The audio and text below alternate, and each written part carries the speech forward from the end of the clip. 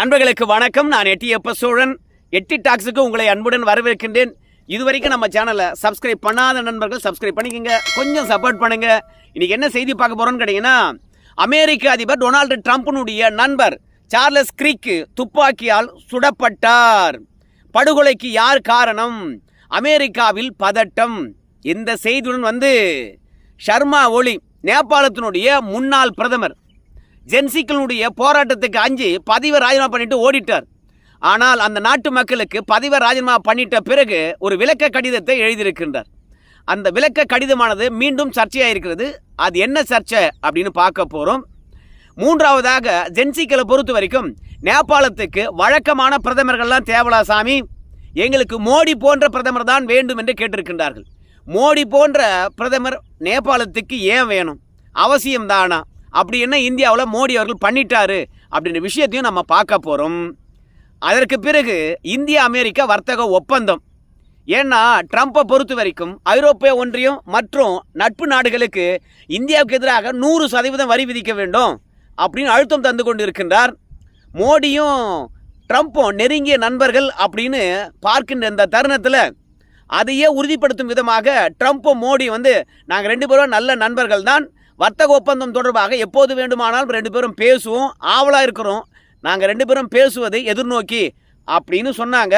ஆனால் இப்போது வர்த்தக ஒப்பந்தமானது எப்படி இருக்கிறது, வர்த்தக ஒப்பந்தமானது எப்போது எட்டப்படும், வரியானது எப்போது குறைக்கப்படும், அதற்கான அப்டேட்டை நம்முடைய வர்த்தகத்துறை அமைச்சர் பியூஷ் கோயல் அவர்கள் தந்திருக்கின்றார். அதையும் நம்ம சேர்த்தே பார்க்க போகிறோங்க. முதல்ல, டொனால்டு ட்ரம்ப்பினுடைய நெருங்கிய நண்பர் சார்லஸ் கிரிக் அவர்கள் சுட்டு படுகொலை செய்யப்பட்டிருக்கின்றார். அவரை பற்றி சொல்லுகின்ற பொழுது ட்ரம்ப் அவர்களே பழமைவாதி, இளைஞர்களுடைய எழுச்சி நாயகன், அமெரிக்காவுக்கு உழைத்தார், எனக்கு நெருங்கிய நண்பர், அவரை நம்ம இழந்து வாடுகின்றோம். இன்னைக்கு அமெரிக்காவில் இருக்கக்கூடிய ஒவ்வொரு குடிமகனும் அவருடைய இறப்புக்கு வருத்தம் தெரிவிக்க வேண்டும். ஞாயிற்றுக்கிழமை வரைக்கும் அமெரிக்காவுடைய தேசிய கொடிகள் அரைக்கம்பத்தில் பறக்கணும். அவருக்கு ஆழ்ந்த இரங்கல் என்று தெரிவித்திருக்கின்றார். டொனால்டு ட்ரம்ப்புக்காக இந்த தேர்தல் மட்டும் இல்லாமல் 2016 மற்றும் 2020 தேர்தல்களையும் இந்த சார்லஸ் கிரிக் பிரச்சாரம் செய்திருக்கின்றார். அது மட்டும் இல்லாமல் ட்ரம்ப் அவர்கள் தோற்று விட்டார் 2020 போட்டியிட்டு. அந்த தருணத்தில் இந்த சார்லஸ் கிரிக் அவர்கள் தான் ட்ரம்ப் தோற்றதுக்கு காரணம் என்னன்னு பார்க்கும் பொழுது, தேர்தலில் சதி செய்து விட்டார்கள், ரஷ்யா தலையீடு இருந்தது, நம்ம ஏன் பதவி விட்டு போனோம் அப்படின்னு பிரச்சனையை கலப்பினவரே இந்த சார்லஸ் கிரிக் அவர்கள் தான். மொத்தமாக சர்ச்சைகளுடைய நாயகனாக இருந்திருக்கின்றார், பழமைவாதியாக இருந்திருக்கிறாரு, பெண்ணடிமைத்தனத்தை பார்த்தீங்கன்னா ஊக்குவித்திருக்கின்றார். பெண்களுக்கெல்லாம் இவ்வளோ அதிகாரம் தரணுமா, இவ்வளோ சுதந்திரம் தரணுமா என்ன அப்படின்னு பேசியிருக்கின்றார். ஆண் பெண் 2 இனம் மட்டும்தான். திருநங்கைகள் என்கின்றவங்க அமெரிக்காவில் எதுக்கு அப்படின்னு கேட்டவர். கருப்பர்களுக்கு இவ்வளோ சுதந்திரமா? கண்டிப்பாக கருப்பர்களுக்கு இவ்வளோ சுதந்திரம் கொடுக்கக்கூடாது. வெள்ளையருடைய இடத்தை அவங்க பிடிச்சிக்கிறாங்க. ஸோ கருப்பர்களுக்கு இந்த நாடு சொந்தமா, மறுபரிசீலனை செய்யணும் அப்படின்னு சொல்லியிருக்காரு. அது மட்டுமல்ல, இஸ்லாமியர்கள்லாம் ஒரு ஆளா, அது ஒரு மதமா அப்படின்னு பார்த்தீங்கன்னா இஸ்லாமியர்களுக்கு எதிராகவும் பேசியிருக்கின்றார். மொத்தத்தில் வெள்ளையர்களை தூக்கி பிடிப்பார். ஆர்டிக் போன்ற பகுதியானது அமெரிக்காவுக்கு சொந்தம் என்று சொல்லக்கூடியவர். 18 வயதிலே ஒரு அமைப்பை நிறுவி இருக்கின்றார் இந்த சார்லஸ் கிரிக்கு. என்ன பேர் அப்படின்னு பார்க்கும்பொழுது டர்னிங் பாயிண்ட் USA அப்படின்னு சொல்லிட்டு. அது மட்டும் இல்லாமல் இப்போ கூட ட்ரம்ப்புக்கு ஆதரவாகத்தான் தொடர்ச்சியாக வெர்ஜீனியாவில் இருந்து கொலரோடா வரைக்கும் த அமெரிக்கன் டூர் என்ற போர்வியில் மாணவர்களையும் இளைஞர்களையும் சந்தித்து பேசிக்கொண்டு வந்திருக்கின்றார் இந்த சார்லஸ் கிரிக். மொத்தத்தில் எப்போது பார்த்தாலும் சரி சர்ச்சை தான். அமெரிக்காவுக்கு ஆதரவாக பேசுகிறோன்னு சொல்லிவிட்டு அமெரிக்காவில் இருக்கக்கூடிய மக்களை இன ரீதியாக மற்றும் நிற ரீதியாக பிரிவினைப்படுத்தி பேசுவதே இவருக்கு வாடிக்கை. அவருடைய யூடியூப் சேனலில் பாட்காஸ்ட் பண்ணால் கூட சரி எப்பொழுதும் சரி பிரிவினை எண்ணத்துடனே பார்த்தீங்கன்னா யாருக்கு அதிகாரம் கொடுக்கணும், யாருக்கு அதிகாரம் கொடுக்கக்கூடாது அப்படின்னு பேசுகிறவர். துப்பாக்கி கலாச்சாரத்தை பொறுத்த வரைக்கும் அமெரிக்காவில் ஒழிச்சாகணும். பட்டி தொட்டியெல்லாம் துப்பாக்கி வச்சுருக்காங்க. எவன் வேண்டுமானாலும் எவனை நோக்கி வேண்டுமானாலும் சுட்டுட்டு போயிடுறாங்க. அதனால் துப்பாக்கி கலாச்சாரத்தை முழுமையாக ஒழிக்கணும் அப்படின்னு சொல்லிட்டு ஒரு சட்ட திருத்தத்தை கொண்டு வராங்க.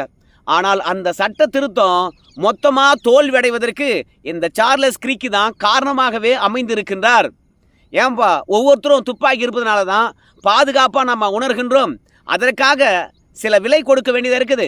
அதனால் சில பேர் பார்த்தீங்கன்னா துப்பாக்கியால் சுட்டு படுகொலை செய்யப்படுறாங்க. அதற்காக அமெரிக்காவினுடைய கலாச்சாரமாக மாறி போயிருக்கின்ற துப்பாக்கி பயன்பாட்டில் இருந்து அமெரிக்கர்களை விடுவிக்கணுமா? துப்பாக்கி வைத்திருப்பதற்கு நாம் கட்டுப்பாடு போடணுமா? இல்லை துப்பாக்கி வைத்திருக்கக்கூடாது என்று அறிவிக்கணுமா? நோனோ. சில இழப்புகளை நாம் சந்திக்க தான் வேண்டும், சில உயிர்களை பறிகொடுக்க தான் வேணும். நம்முடைய துப்பாக்கி கலாச்சாரத்தை எக்காரணத்தை கொண்டு இழக்கக்கூடாது அப்படின்னு சொல்லிட்டு மீண்டும் அமெரிக்கா முழுவதும் துப்பாக்கி கலாச்சாரம் பரவுவதற்கான சட்ட திருத்தத்தை பைடன் அரசாங்கம் கொண்டு வந்தது. அதை ஆதரித்து அமெரிக்கா முழுவதும் பேசினவர் தான் பார்த்தீங்கன்னா இந்த சார்லஸ் கிரிக். பரிதாப நிலையை பாருங்களேன். உட்டா பல்கலைக்கழகத்தில் மாணவருக்கு மத்தியில் பேசியிருக்கார். 3000 பேர் அவரை சூழ்ந்திருக்கின்றார்கள். அந்த தருணத்தில் ஒருத்தர் எழுந்து கேள்வி கேட்குறார். ஏங்க, திருநங்கைகளால் தான் பார்த்தீங்கன்னா அதிகமான பேர் சுட்டு படுகொலை செய்யப்படுகின்றார்கள் என்று சொல்கிறீங்களே, எவ்வளோ பேர் திருநங்கைகளால் படுகொலை செய்யப்பட்டிருக்கின்றார்கள் அப்படின்னு இந்த சார்லஸ் கிரிக்கு கிட்ட உட்டா பல்கலைக்கழகத்துக்குள்ள இருக்கக்கூடிய மாணவர்கள் சில பேர் கேள்வி கேட்குறாங்க. அதுக்கு சார்லஸ் கிரிக்கை பொறுத்த வரைக்கும் ஏகப்பட்ட பேர், லிஸ்ட்டா சொல்லவே முடியாது அப்படின்னு சொல்கிறாங்க. உடனடியாக கேள்வி கேட்ட நபரே சார்லஸ் கிரிக், நீங்கள் பொய் சொல்கிறீங்க, திருநங்கைகளால் பார்த்தீங்கன்னா படுகொலை என்று நடந்தது ஒரே ஒரு இடத்துல மட்டும்தான். ஆனால் அதில் ஒருத்தர் தான் உயிரிழந்திருக்கின்றார். ஆனால் நீங்கள் திருநங்கைகள் மீது இருக்கக்கூடிய வன்மத்தின் காரணமாக திருநங்கைகள் மீது பழி போடுறீங்க அப்படின்னு சொன்னார். அது மட்டும் இல்லாமல் துப்பாக்கி படுகொலையை பற்றி அந்த இளைஞர் மீண்டும் கேள்வி கேட்குறாரு. அதுக்கு சார்லஸ் கிரிக்கு பதிலளித்து கொண்டே இருக்கிறாரு. அந்த தருணத்தில் டப்புன்னு ஒரு சவுண்டு சார்லஸ் கிரிக்கின் அவர்களுடைய கழுத்தில் பார்த்தீங்கன்னா குண்டு பாயுது. குண்டு பாய்ந்த உடனே அந்த இடத்திலே சரிகின்றார். சார்லஸ் கிரிக் அவர்களை சுடுகின்ற அந்த தருணத்தில் சார்லஸ் கிரிக்கினுடைய குழந்தையும் அவங்களுடைய மனைவியும் பக்கத்தில் தான் இருக்கின்றார்கள். உடனடியாக சார்லஸ் கிரிக்கு பாதுகாவலராக இருந்தவங்க அவர் ஆம்புலன்ஸில் கொண்டு செல்லுகின்றார்கள். போகிற வழியிலே அவர் உயிரிழந்து விடுகின்றார். மருத்துவமனையானது அதை உறுதிப்படுத்துகிறது. டொனால்டு ட்ரம்ப்புக்கு ஏகப்பட்ட வருத்தம். சரி, இந்த சார்லஸ் கிரிக்கை யார் தான் சுட்டாங்க அப்படின்னு பார்க்கும்போது அந்த கூட்டத்தில் இருந்த ஒருத்தரை பிடித்து விசாரித்திருக்கின்றார்கள் FBI. FBIனுடைய தலைமை அதிகாரியாக இருக்கக்கூடிய காஷ் பட்டேல் அவர்கள் என்ன சொல்கிறான்னு கேட்டிங்கன்னா, நாங்கள் ஒருத்தரை பிடிச்சு விசாரித்தோம். அப்படி விசாரிக்கின்ற பொழுது இந்த சம்பவத்துக்கும் அவருக்கும் தொடர்பில்லை, அவரை விட்டுட்டோம். ஆனால் தொடர்ச்சியாக நாங்கள் இவரை யார் சுட்டாங்க என்பதை பற்றியான அலசி ஆராய்ந்து கொண்டிருக்கின்றோம். எங்களுக்கு வீடியோ ஃபுட்டேஜ் கிடைச்சிருக்கிறது. அந்த வீடியோ ஃபுட்டேஜை பார்க்கின்ற பொழுது சார்லஸ் கிரிக் அவர்கள் உட்கார்ந்து பேசுவதற்கு எதிர்ப்புறத்தில் பார்த்தீங்கன்னா ஒரு கட்டிடம் இருக்குது. அந்த கட்டிடம் சார்லஸ் அவர்கள் உட்கார்ந்து பேசுவதற்கும் அந்த கட்டிடத்துக்கும் இடையில் இருக்கக்கூடிய தொலைவு 150 மீட்டர். சரியாக உடல் முழுவதும் கருப்பு உடை அணிந்து கொண்டு சார்லஸ் கிரிக் அவர்களை சுட்டு இருக்கிறாங்க.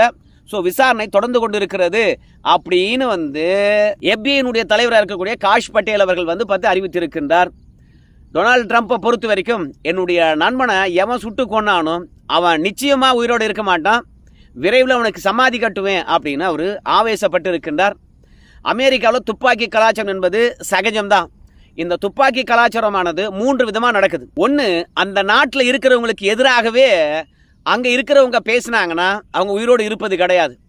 சர்ச்சைகள் பார்த்தீங்கன்னா அங்கே அனுமதிக்கப்படுவதே கிடையாது. உடனடியாக சுட்டு தள்ளிடுறாங்க. டொனால்டு ட்ரம்ப் கூட பிரச்சாரத்தின் போது சுடப்பட்டார். நல்ல ஒரு நேரம் அவருக்கு காதில் மட்டும் அந்த குண்டு பட்டு அவர் தப்பிச்சிட்டாரு. மீண்டும் இன்றைக்கி அதிபராக இருக்கிறாரு. ஆனால் சார்லஸ் கிரிக்கு அந்த வாய்ப்பு கிடைக்கல. ரெண்டாவது, மனநோயாளியாக இருக்கிறவங்க இல்லை மன அழுத்தம் இருக்கிறவங்க பார்த்தீங்கன்னா இந்த துப்பாக்கியை பயன்படுத்தி சுட்டு கொன்னுடுறாங்க. மூன்றாவது, மாணவர்களே. ஏன்னா துப்பாக்கியை பார்த்த உடனே, செல்ஃபோனில் கேமை பார்த்த உடனே இந்த துப்பாக்கியை பள்ளிக்கூடத்தில் பிரயோகம் பண்ணிடுறாங்க. அதனால் அதிகப்படியான அமெரிக்காவில் துப்பாக்கி சூடுகள் பார்த்தீங்கன்னா அத்தியாவசிய பொருட்கள் வாங்குகின்ற மார்க்கெட்டில் நடக்கும், அப்படின்லாம் பள்ளிக்கூடத்தில் நடக்கும். அந்த மாதிரி ஒரு பள்ளிக்கூடத்தில் நடந்த துப்பாக்கி சூட்டில் நூற்றுக்கணக்கான பேர் இறந்து போயிட்டாங்க. அதை இந்த சார்லஸ் கிரிக்கு பார்த்தீங்கன்னா ஆதரித்திருந்தார். மோசமான நிகழ்வெல்லாம் நடக்கவே கூடாதுன்னு எல்லாரும் பேசுகின்ற பொழுது அங்கே நடந்த தவறு என்ன என்று புரிந்து கொள்ளாமல் சுட்டவனை ஏன்டா குறை சொல்கிறீங்க அப்படின்னு சொல்லிட்டு துப்பாக்கி கலாச்சாரத்துக்கு ஆதரவாகவே பெரிய சமூகங்கள் நடக்கின்ற பொழுது கூட ஆதரித்து பேசினவருக்கு கடைசியில் துப்பாக்கியாலே சமாதி கட்டியிருக்கிறாங்க அமெரிக்கர்கள். மொத்தத்தில் இதற்கு பிறகாவது வந்து பார்த்திங்கன்னா அங்கே துப்பாக்கி கலாச்சாரத்தை ஒரு முறைப்படுத்துவாங்களா என்று நமக்கு தெரியல. அதையெல்லாம் தாண்டி சர்மா ஒலி நேபாளத்தில் ஜென்சி போராட்டங்களுக்கு பிறகு பதவி ராஜினாமா பண்ணிட்டு ஓடிட்டார். ஆனால் இன்றைக்கி அவர் என்ன சொல்கிறாருன்னு கேட்டிங்கன்னா, அந்த நாட்டு மக்களை பொறுத்த வரைக்கும் இந்த சர்மா ஒலி அவர்களை நல்லவராக நினைக்கணும் அப்படின்னு ஆசைப்பட்டார். என்னோ தெரியல. நான் மட்டும் இந்தியா பிடித்து கொண்ட லிபுலே, லிம்புதுரே, காலாபாணி பகுதிகள் வந்து இந்தியாவது தான் அப்படின்னு சொல்லியிருந்தேன்னா எனக்கு இன்னும் பாராட்டுகள் கிடைச்சிருக்கும். நான் இன்னும் கொண்டாடப்பட்டிருப்பேன். நான் நம்ம நாட்டு பகுதிகளை வரைபடத்தில் சேர்த்து ஐநா மன்றம் வரைக்கும் கொண்டு சென்று இதுதான் நேபாளத்தினுடைய வரைபடம் என்று சொன்னேன். ஆனால் பல பேர் அதை எதிர்த்தார்கள். அந்த சதியில் தான் நான் விழுந்து விட்டேன் அப்படின்னு சொல்லிட்டு நாட்டுக்காக என்னென்ன பண்ணேன் அப்படின்னு விஷயத்த சர்மா ஒலி அவர்கள் பட்டியலிட்டிருக்கின்றார். நல்லவன் வல்லவன் அப்படின்னு சொல்லிட்டு. ஆனால் என்னதான் வந்து அடின்னு அடித்து ஊட்டையே கொளுத்தி நாட்டை விட்டு துரத்தினாலும் சரி இந்தியா மீது நான் குறை சொல்லுவேன் அப்படின்னு சர்மா ஒலி களத்தில் நிற்கிறார் பாருங்க. அங்கே தாங்க அடுத்தவன் மீது பை போட்டுட்டு தன்னை நல்லவனாக காட்டுகின்ற நாகரிகம் இந்தியாவில் மட்டும் கிடையாது, நேபாளத்துலேயும் அந்த பழக்கம் இருக்குதுன்னு நான் நினைக்கிறேன். ஆனாலும் நேபாள மக்களாக இருந்தாலும் சரி, ஜென்சி போராட்டக்காரர்களாக இருந்தாலும் சரி, சர்மா ஒலியினுடைய கூற்றை நம்பவே இல்லை. ஏன்னா எல்லை பிரச்சனை மட்டுமா நேபாளத்தில் இருந்தது? இருக்க இடம் இல்லை, உடுக்க உடை இல்லை, குடிக்க தண்ணீர் இல்லை, உண்ண உணவு இல்லை, வேலை வாய்ப்பு இல்லை, பாதுகாப்பு இல்லை, நல்ல சாலை வசதி இல்லை, ஏயா படிக்க பள்ளிக்கூடமே இல்லை. மொத்தம் வந்து பார்த்திங்கன்னா சர்வதேச மாணவருடன் போட்டிட்டு வெளிநாட்டுக்கு கூட போய் சம்பாதிக்க முடியலை. மொத்தமே பிச்சைக்காரனாக இருக்கிறான். இந்த நிலையை உருவாக்குனது கடந்த கால நேபாள பிரதமர்கள். அதனால் எங்களுக்கு மோடி மாதிரியான பிரதமர் வேண்டும். மோடி வந்த பிறகு தான் இந்தியா தெளிவாக வளர்கிறது. ஒவ்வொரு ஆண்டும் ஒவ்வொரு மாற்றத்தை கொண்டு வருகின்றார். அந்த மாற்றங்கள் இளைஞர்களுக்கான வேலை வாய்ப்பை பெற்றுத் தருகிறது. இரண்டாவது, ஊழல்வாதி இல்லைங்க. அவர் ஊழல்வாதி இல்லாமல் இருக்கிறத தாண்டி அவருடைய அமைச்சரவையிலும் ஊழல் கிடையாதுங்க. ஒரு நாட்டில் ஊழல் தாங்க பெரிய பிரச்சனை அப்படின்னு சொல்லிட்டு மோடி மாதிரியான பிரதமர் எங்கள் நாட்டுக்கு வேண்டும். உலக நாடுகளை துணிச்சலாக எதிர்க்கின்றார். இன்றைக்கி வரைக்கும் அமெரிக்காவுக்கு டப் கொடுத்துக்கிட்டே இருக்கிறார். இந்த மாதிரி வல்லரசுகளுக்கு கூட பயப்படாமல் அவங்க நாட்டு நலன் சார்ந்து முடிவெடுப்பேன் அப்படின்னு உறுதியாக இருக்கக்கூடிய பிரதமர் தான் எங்களுக்கு வேணும் அப்படின்னு அந்த மாணவர்கள் போராட்ட களத்தில் வந்து ப்ரெஸ்ஸுக்கு பேட்டி கொடுக்கின்ற பொழுது அதை சுற்றி இருக்கின்ற போராட்டக்காரர்களும் கொண்டாடுகின்றார்கள். ஸோ அதனால் நேபாளத்தில் வந்து பார்த்திங்கன்னா வழக்கமான சர்மா ஒலிலாம் வேண்டாம், எங்களுக்கு மோடி மாதிரியான பிரதமர் கொடுங்கய்யா. இந்தியாவை பார்த்தீங்களா இல்லையா? 2014க்கு பிறகு எப்படி இருந்தது, 2014க்கு முன்பு எப்படி இருந்தது அப்படின்னு சொல்லிவிட்டு நேபாள மக்களே வந்து பார்த்திங்கன்னா நம்ம நாட்டு பிரதமரை தூக்கி வச்சு கொண்டாடுறாங்க.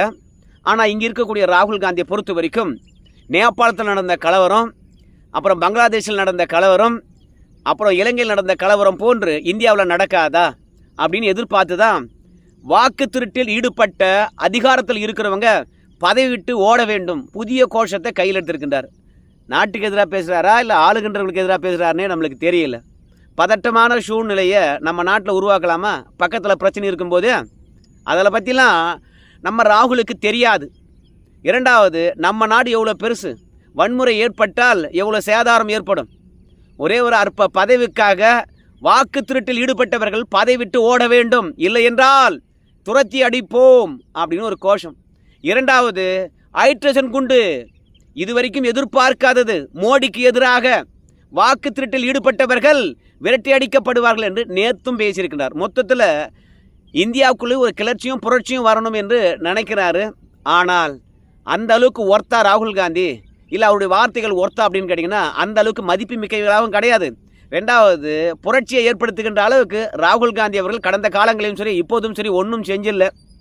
அதையெல்லாம் தாண்டி இந்தியாவுக்கும் அமெரிக்காவுக்கும் இடையில் வர்த்தக ஒப்பந்தம் இறுதியாகுமா அப்படின்னு கேட்கின்ற போது பியூஷ் கோயல் அவர்களை பொறுத்த வரைக்கும் என்ன சொல்கிறாருன்னா, இந்தியாவுக்கும் அமெரிக்காவுக்கும் இடையில் நியாயமான முறையில் நட்பு ரீதியில் ஆரோக்கியமாக ரெண்டு நாடுகளும் பாதிப்பு அடையாத வகையில் சிறந்ததொரு ஒப்பந்தத்தை நாம் எட்டி கொண்டு இருக்கின்றோம். இந்தியாவுக்கும் அமெரிக்காவுக்கும் இடையில் வர்த்தக ஒப்பந்தம் முதல் கட்டமாக நவம்பரில் இறுதியாகும். பிறகு ஒவ்வொன்றையும் யோசித்து ஒவ்வொரு செக்டாருக்கும் இந்தியாவுக்கும் அமெரிக்காவுக்குமான எப்பேற்பட்ட ஒப்பந்தத்தை போட்டால் நீண்ட நாளைக்கு பிரச்சனை இல்லாமல் இருக்கும்னு சொல்லிட்டு ஒரு இறுதி ஒப்பந்தமானது அடுத்த ஆண்டுக்குள்ளாக இறுதியாகும். அதனால் நவம்பருக்குள்ளாக இந்தியா அமெரிக்காவுக்கு இடையில் இருக்கக்கூடிய வர்த்தக ஒப்பந்தமானது இறுதியாகும். வர்த்தக ஒப்பந்தம் தொடர்பாக ஆரோக்கியமாக 2 நாட்டுக்காரங்களும் நாங்கள் பேசிட்டு இருக்கிறோம், எந்த பிரச்சனையும் இல்லை அப்படின்னு நம்ம பியூஷ் கோயல் அவர்கள் சொல்லியிருக்கின்றார். ட்ரம்ப் மோடி அவர்களுடைய நெருக்கமும் அவங்க 2 பேரும் நண்பர்கள், நாங்கள் வர்த்தக ஒப்பந்தம் தொடர்பாக வரி குறைப்பு தொடர்பாக எப்போது வேண்டுமானாலும் பேசுவோம் என்று உறுதியளித்து இருப்பதனால இன்றைக்கி நம்ம நாட்டில் இருக்கக்கூடிய ஜவுளி உற்பத்தியும் ஜவுளி விற்பனையும் பார்த்திங்கன்னா 7% அதிகரித்திருக்கிறதாம். அதனால் வர்த்தக ஒப்பந்தமானது கூடிய விரைவில் இறுதியாகும். மற்றபடி அமெரிக்காவில் இருக்கக்கூடிய அரசியல் தலைவர்கள் சொல்லுகின்ற கருத்து எல்லாம் அதிகாரப்பூர்வமானவை அல்ல, அதை பற்றியெல்லாம் அலட்டி கொள்ள வேண்டாம், நேரடி பேச்சுவார்த்தையில் இருக்கின்றோம், அதனால் குழம்ப வேண்டாம் அப்படின்னு முதலீட்டாளர்களுக்கு பியூஷ் கோயல் அவர்கள் உத்தரவாதம் அளித்திருக்கின்றார். யாருடைய நலனும் யாருக்காகவும் விட்டு கொடுக்கப்படாது, கவலைப்படாதீங்க என்று உறுதியளித்திருக்கின்றார். அதனால் அமெரிக்காவுக்கு இந்தியாவை முழுமையாக திறந்து விட மாட்டேங்க. அண்டை நாட்டில் இருக்கிறவனுக்கு கூட நம்ம மோடி பற்றி தெரியுது, ஆனால் அருகில் இருக்கக்கூடிய ராகுல் காந்திக்கு தெரியல. சரி நண்பர்களே, இந்த செய்தி எப்படி இருந்தது? டொனால்டு ட்ரம்ப்புடைய நண்பரை சுட்டு கொண்டு இருக்கிறாங்க, அது தொடர்பாக உங்களுடைய கருத்து என்ன? நன்றி.